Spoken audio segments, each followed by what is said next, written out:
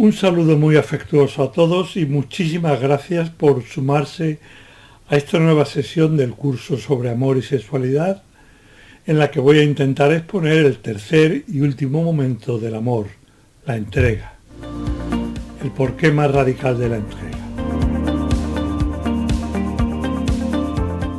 La entrega es la culminación natural del amor, su tercer y conclusivo momento derivado de los dos anteriores, de la confirmación en el ser de la persona amada, primer momento, y segundo, del anhelo sincero de que aquel a quien amamos alcance su plenitud y con ella la felicidad y la dicha.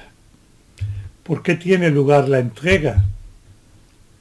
Más allá de los motivos psicológicos que operen en cada caso, por una razón común y muy profunda, casi metafísica. Porque la nueva luz que proporciona el amor nos hace descubrir la maravilla que potencialmente encierra en su interior aquel o aquella a quien queremos o de quien nos hemos enamorado. Y entonces todo nuestro ser se tensa, se plenifica, se desborda y exclama, más con los hechos que con las palabras: vale la pena que yo me ponga plenamente a tu servicio para que tú alcances la perfección a la que te encuentras llamado o llamada y que gracias al amor que te tengo he descubierto en ti.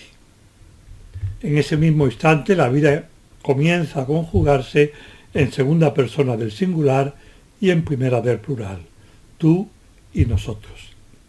Se empieza a ver no solo con los propios, sino también y sobre todo con los ojos y el entendimiento del amado.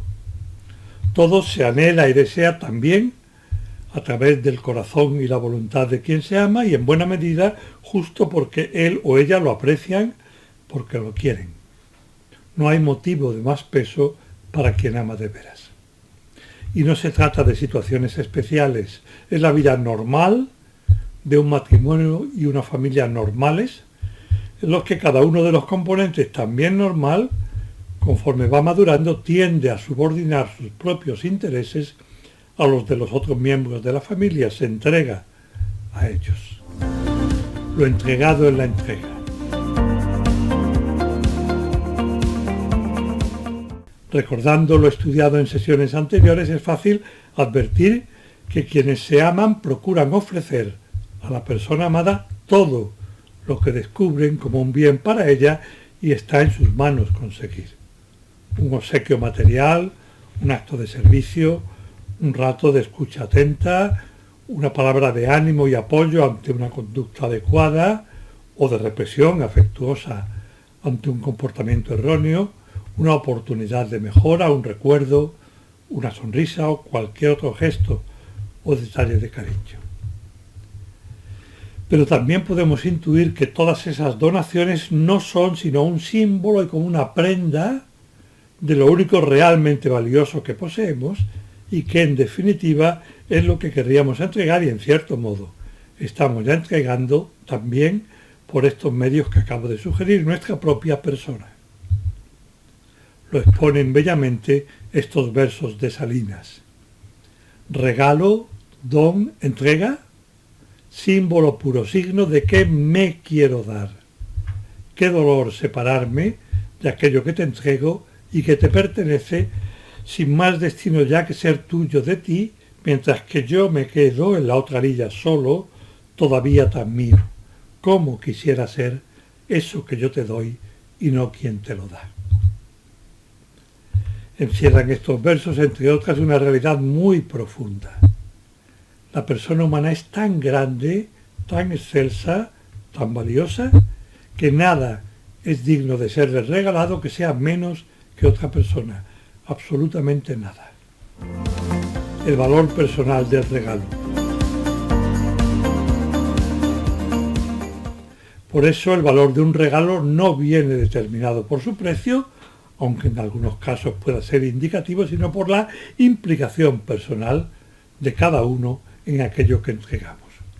Compromiso personal que se traduce muchas veces en tiempo dedicado a averiguar lo que realmente ilusiona a quien queremos agasajar o en encontrar justo aquello que sabemos que desea con los precisos caracteres que se adaptan a su gusto, y otras, por ejemplo, en los esfuerzos por confeccionar por nosotros mismos o por perfilar o pulir lo que sabemos que lo haría o la haría feliz, un objeto, un plan, un proyecto de viaje.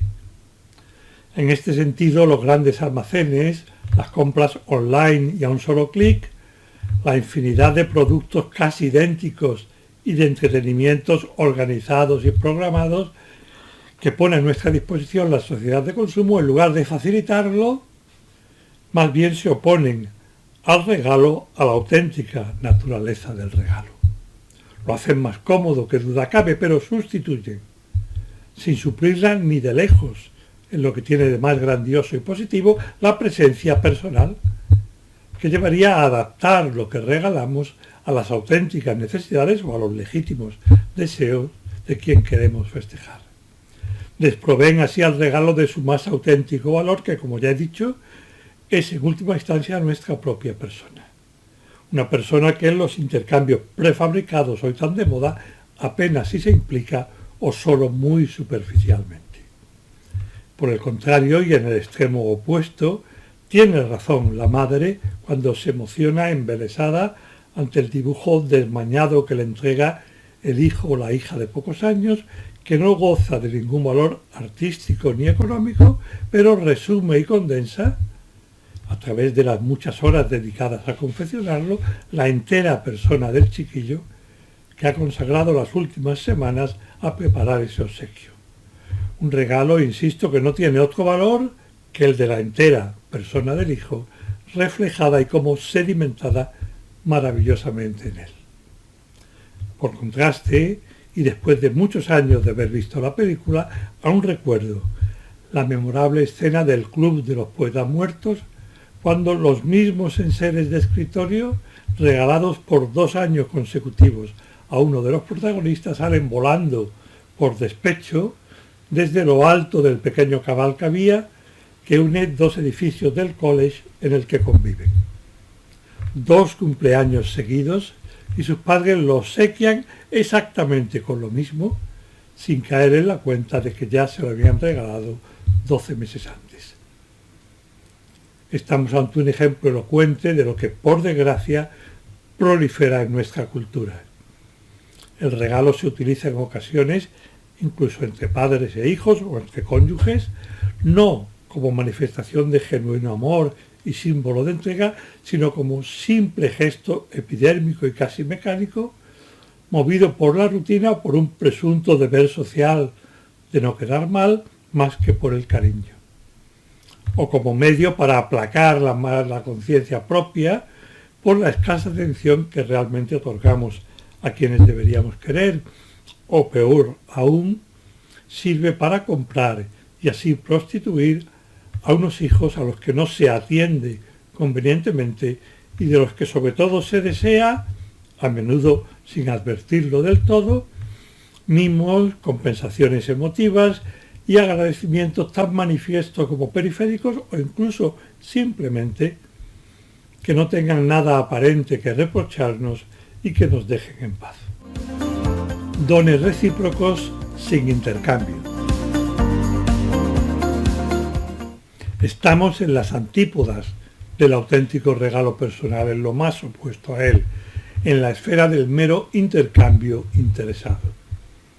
Como explica Alberoni, en el cruzarse de la vida entre extraños está vigente el principio del intercambio calculable.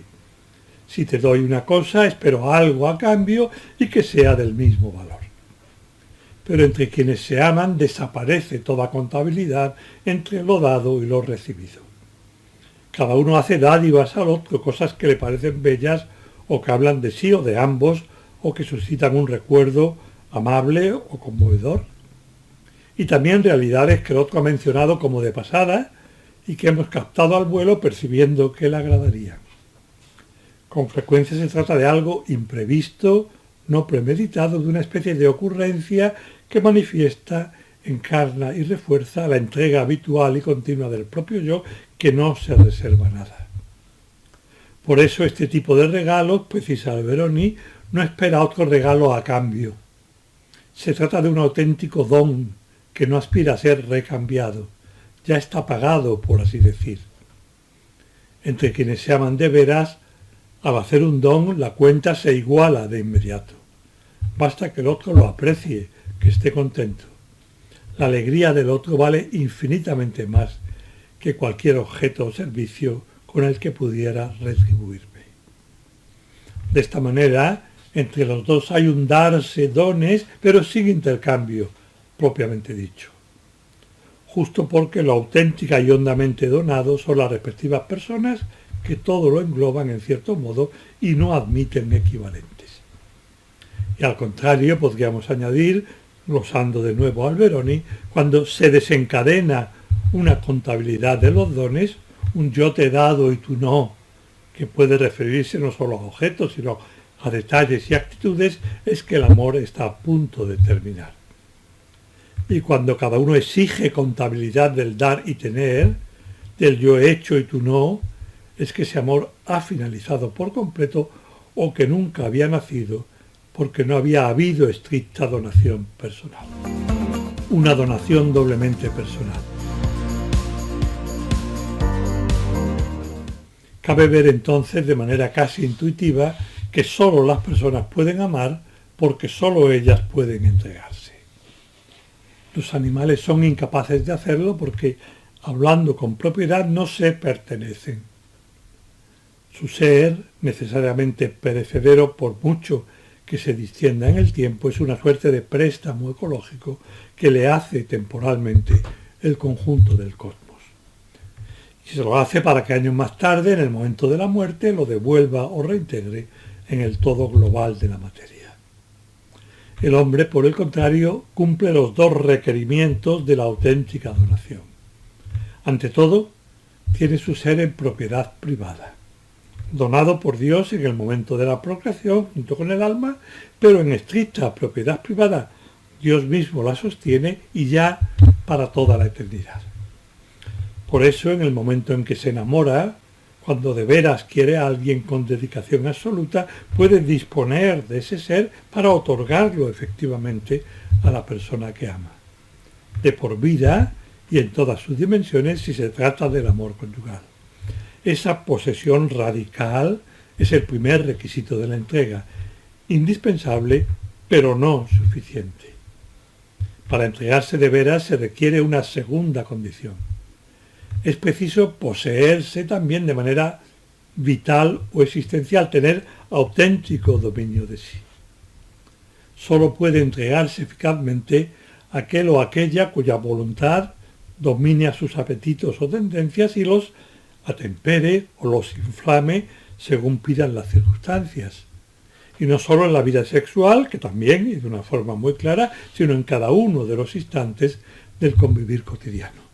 Quien no es señor de sí mismo, aquel cuyo humor y estado de ánimo dependen de cómo se encuentra físicamente, de la tensión arterial, de los cambios de clima, de la ausencia de contrariedades, del éxito o fracaso de los planes establecidos para los fines de semana o las vacaciones, de la propiedad y el uso de determinados enseres, difícilmente podrá amar en serio hasta la auténtica entrega.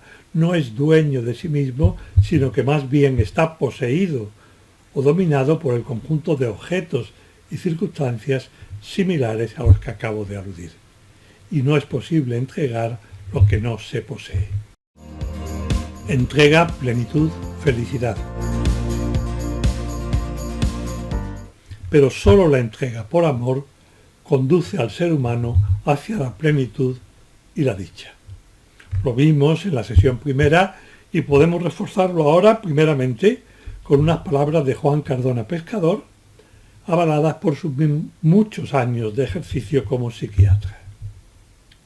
Aunque las expresiones resultan un tanto técnicas, propias de un profesional de la salud mental, la idea de fondo no puede estar más clara. En definitiva, Cardona pone de manifiesto la estrecha relación que media entre el amor que culmina en entrega, la plenitud personal y su consecuencia natural, la dicha. Por el amor, el ser humano recibe su cualificación definitiva. Según como sea o deje de ser su amor, se realiza en su plenitud existencial o se desnaturaliza. La disyuntiva depende de la cualidad y de la intensidad de su amor o de la falta de él. Solo dando y dándose, la persona vive como persona y alcanza la plenitud de su ser libre. Se desnaturaliza si no quiere amar, si libremente comprime sobre sí misma su capacidad de querer, determinando y generando el vacío existencial del desamor querido. Como repito a menudo, el valor de una vida humana se mide exclusivamente por la calidad e intensidad del amor que ha sabido desarrollar. Dar sin perder, más aún ganando. Desde un punto de vista más práctico, lo que puede causar un desconcierto no pequeño, más tal vez en la civilización en que vivimos, dominada por criterios materiales y cuantitativos, es la afirmación de que el ser humano crece y gana y se gana a sí mismo en la misma medida en que se da, en que se entrega. ¿Es posible dar sin perder? De hecho, en algunas ocasiones, cuando explico en público las exigencias de la entrega, que lleva a olvidarse y desaparecer en beneficio del amado, más de una persona me ha objetado amablemente y con cierto deje de cariñosa ironía que también ella tiene derecho a ocuparse un poquito de sí, a buscar y preservar su porción de felicidad. Esa petición, perfectamente comprensible en la cultura que nos acoge, deriva de un espejismo que no tiene en cuenta la inefable grandeza de la persona, también de la persona humana. Una grandeza del todo compatible con nuestra limitación, nuestra fragilidad y en ocasiones nuestras mezquindades. Es la grandeza del ser humano, como comenté en la sesión primera, poniendo como ejemplo al mejor pianista de todos los tiempos, la que explica que sólo el amor sea capaz de perfeccionarla, de hacerla crecer como persona y de acercarla a la plenitud de la que deriva la dicha. Y el amor, como estamos viendo hoy, culmina en la entrega, de tal manera que sin auténtica entrega, modulada de modos diversos según los casos, tampoco existe un amor genuino, no puede existir. Con lo que volvemos a la pregunta antes planteada, ¿es posible dar sin perder e incluso ganando y ganándose? Dos modos de hacer partícipe. Para comprobarlo y precisarlo habría que acudir a uno de los principios fundamentales de la metafísica que, por suerte, para todos nosotros, tiene su reflejo en las acciones más cotidianas y nos permite distinguir entre la participación en algo material y la que se lleva a cabo en el ámbito del espíritu. Parece claro que para compartir algo físico es imprescindible dividirlo en partes, de forma que ninguno de quienes lo comparten puede poseer entera la realidad en cuestión de que se trate en cada caso.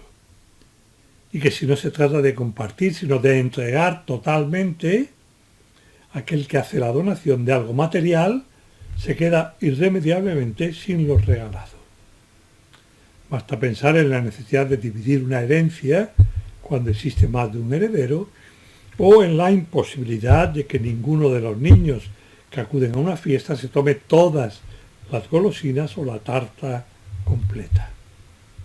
En sentido estricta y exclusivamente material o físico, dar o repartir o compartir equivale a perder, a dejar de poseer sin excepciones, pero no sucede lo mismo con lo que, empleando los términos con cierta holgura, podríamos calificar como participación espiritual o personal.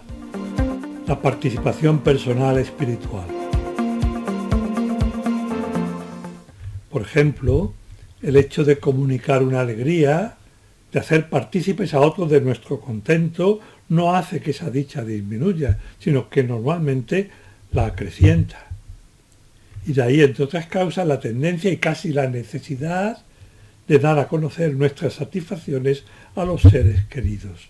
No solo por hacerlos felices, sino también, aunque de ordinario no sea esto lo que buscamos y ni siquiera pensemos en ello, porque nosotros mismos nos sentimos entonces más contentos. O, si se prefiere, pues apunta a la razón de fondo, más allá de los motivos subjetivos, porque la alegría, por su propia naturaleza no corpórea, inmaterial, pide ser compartida y al participarla se expande y crece. Con el saber sucede algo parecido. Excepto por circunstancias de orden ambiental y psíquico, el hecho de que algo se explique a 5, a 500 o a 5.000 personas no modifica de por sí la cantidad de conocimiento que puede asimilar cada una. En una hipótesis ideal, todas podrían acoger íntegro aquello que se les transmite, incluso si alguno de los oyentes estuviera mejor dotado o más preparado que quien expone, a través de las palabras del expositor podría llegar a una comprensión más profunda y plena de la realidad que la del propio ponente. Pero hay más y más pertinente para lo que estamos tratando. El profesional de la enseñanza que no se limite a leer unos apuntes o a repetir mecánicamente lo que casi ha olvidado, aquel que atiende a lo que explica y vuelve a pensarlo mientras lo hace, en lugar de perder lo que sabe, en muchos casos ahonda en ese conocimiento y lo torna más claro para sí mismo, gracias a las explicaciones, en la misma medida en que lo rememora y ejemplifica con la intención de hacerse entender por quienes están menos capacitados o menos dispuestos.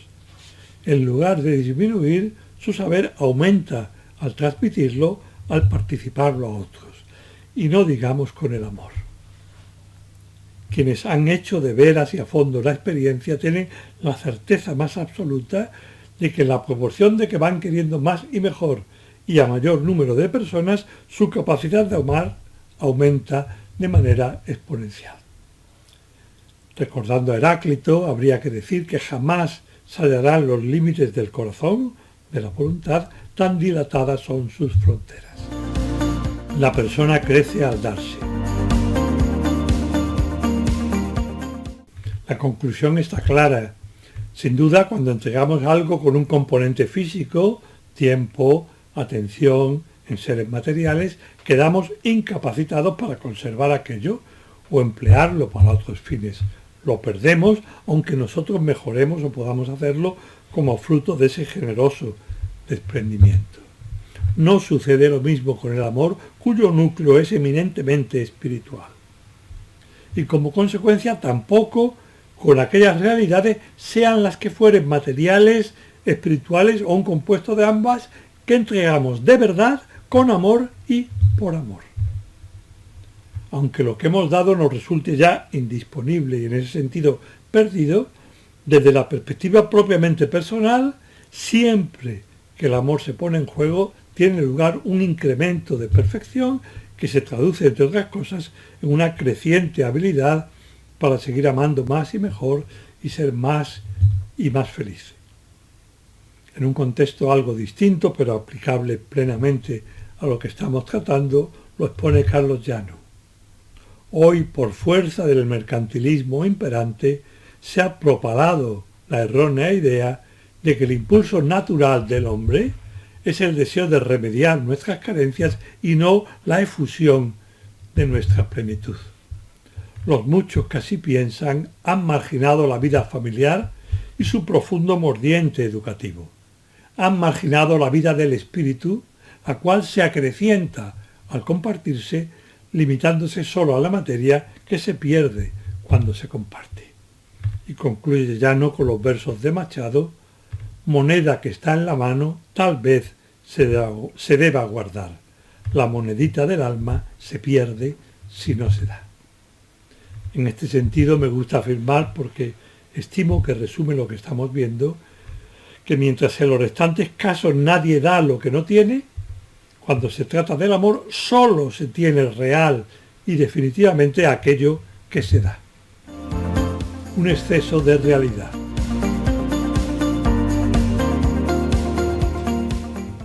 Como varias veces he sugerido en esta y en sesiones anteriores, lo que inclina imperiosamente al varón y a la mujer a entregarse es justo la tremenda grandeza de su condición de personas. Lo que está situado por debajo del hombre en la escala de los seres, el resto de las realidades que pueblan la tierra y de manera más clara y patente las plantas y sobre todo los animales, a causa de su indigencia, de su relativa pobreza, busca sin remedio su propia conservación, determinada por los instintos en el caso de los animales, y acopian cuanto es necesario para su supervivencia individual y específica. El hombre no. Por ser persona, al hombre es como si le sobrara ser, y esto incluso cuando todas las circunstancias parecen indicar lo contrario. Por ejemplo, explica Mercedes Arzú de Wilson, el niño indefenso, al menos en las primeras etapas de su desarrollo, parece ser solo un conjunto de necesidades, pero el niño es más que eso, es un ser espiritual. Por tanto, continúa aplicando la idea que estoy intentando poner de manifiesto. A los pocos días de edad del niño, lo que posteriormente se revela como decisivo es si el niño es o no es amado y si la satisfacción de sus necesidades va acompañada de amor. De hecho, comento yo, para su despliegue como persona, pero también para su salud mental e incluso física, lo que importa más y más decisivamente es que el niño sea amado, aunque queden sin satisfacer un determinado número de necesidades biológicas objetivas. Lo que la condición personal del ser humano reclama desde sus primerísimos momentos no es la satisfacción de las propias carencias, sino la apertura infinita al don recíproco. La entrega plena, que nunca acaba de cumplirse plenamente, siempre podríamos entregarnos más y mejor.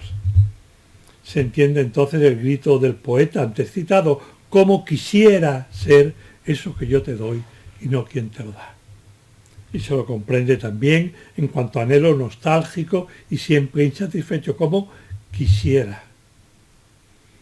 Por razones que ahora no puedo explicar, pero que se perciben de manera casi intuitiva, el varón y la mujer, por más que se empeñen, no pueden entregar de una vez, definitivamente y por completo, todo su ser.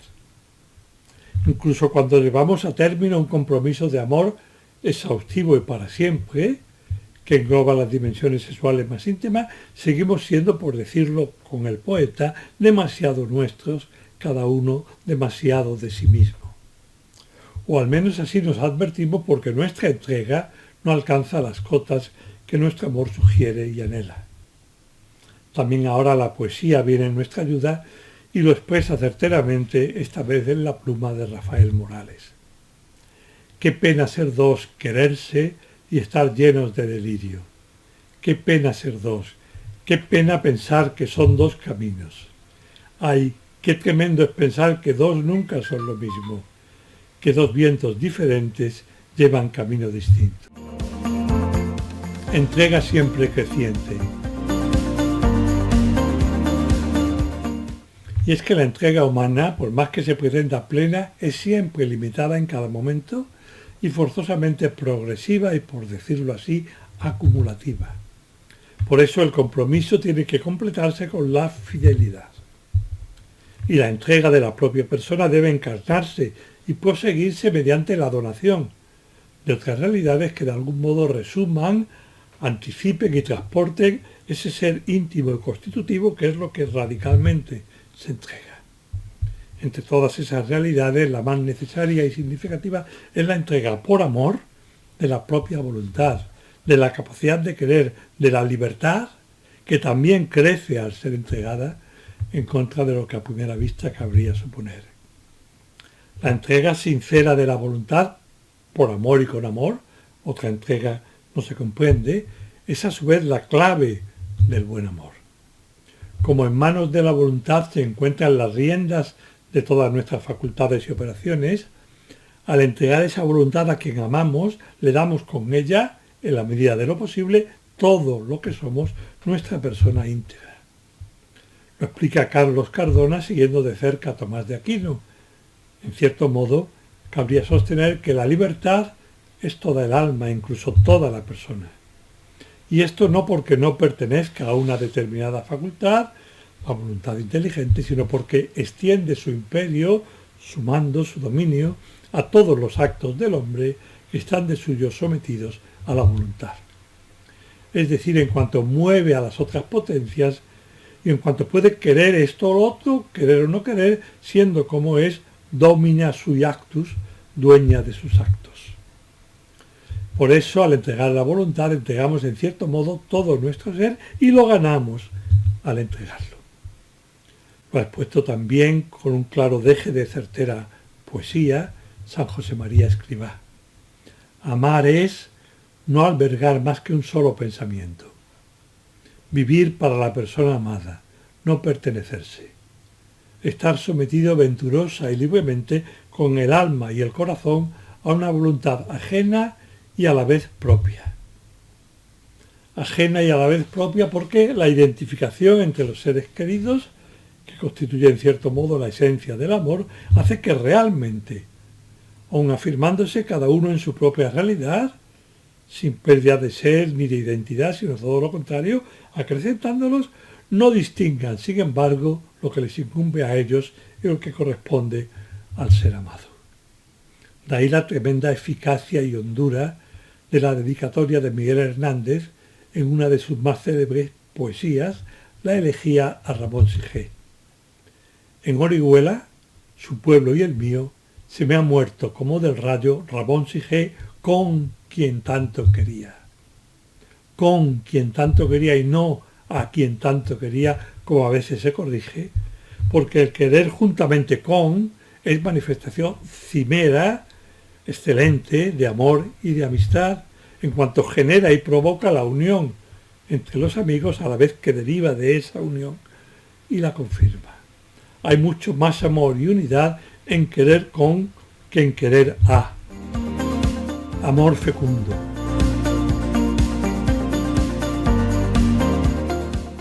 Lo visto a propósito del amor en las últimas sesiones, incluida esta de hoy, podría resumirse en dos ideas que ilustraré con otras tantas citas y en un breve comentario. La primera idea es que el amor, cualquier amor que de veras lo sea, resulta siempre fecundo.